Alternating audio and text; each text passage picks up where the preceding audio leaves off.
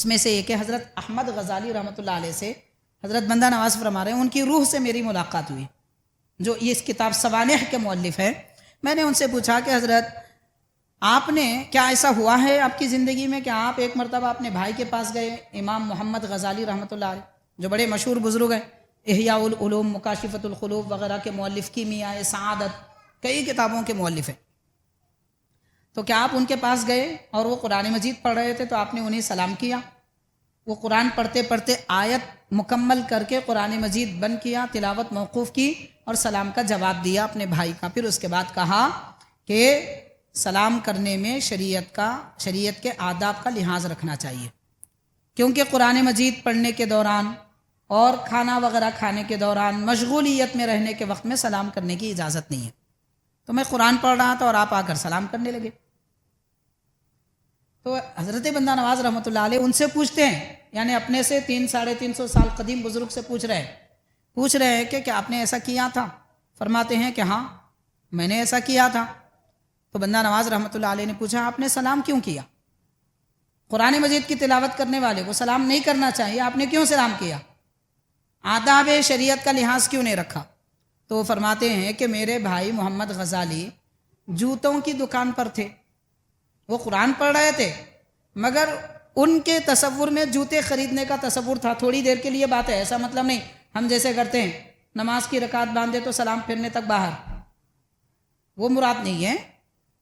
خیالات ہیں، تھوڑی دیر کے لیے آتا چلے جاتا ہے، وہ اسے باقی نہیں رکھتے اللہ والے، مگر کچھ دیر کے لیے جو خیال آیا تھا کہ جوتے خریدنا ہے اس کو پکڑ لیے ان کے بھائی احمد غزالی رحمۃ اللہ علیہ، یعنی ان کے دل کے خطرات سے بھی واقف تھے، ایسا اعلیٰ مقام رکھتے تھے حضرت احمد غزالی۔ تو محمد غزالی چونکہ جوتوں کی دکان پر تھے اس لیے میں نے ان کو سلام کیا، وہ اگر قرآن کی تلاوت میں ہوتے تو میں کیوں سلام کرتا؟ تو حاضرین، حضرت بندہ نواز رحمۃ اللہ علیہ نے فرمایا محمد غزالی تو جوتوں کی دکان پر تھے مگر آپ ان کے پیچھے کہاں جا رہے تھے؟ آپ ان کے پیچھے کہاں جا رہے تھے؟ یعنی قرآن کی تلاوت کے درمیان ان کا ذہن کہیں اور تھا تو آپ کا ذہن بھی تو ان کے جوتوں کے پیچھے تھا۔ تو یہ سن کر حضرت احمد غزالی مسکراتے ہیں۔ تو حاضرین، حضرت بندہ نواز گیسو دراز رحمۃ اللہ علیہ کے مراتب، مقامات، بلندیاں کیا ہیں، یہ سمجھنے کے لیے چند باتیں میں عرض کر رہا ہوں۔ تو یہ کوئی بے ادبی کا معاملہ نہیں ہے، اس کو بے ادبی یا پھر بڑوں کے سامنے ایسی بات کرنے کی بات نہیں ہے۔ بات دراصل کیا ہے، جتنے قدیم بزرگان دین گزرے ہیں انہی کے فیضان سے آنے والے بزرگوں پر دل کے حالات اور معرفت کے احوال کھلتے ہیں، انہی کے فیضان سے کھلے ہوئے رہتے ہیں، وہ انہی کے سامنے پیش کرتے ہیں۔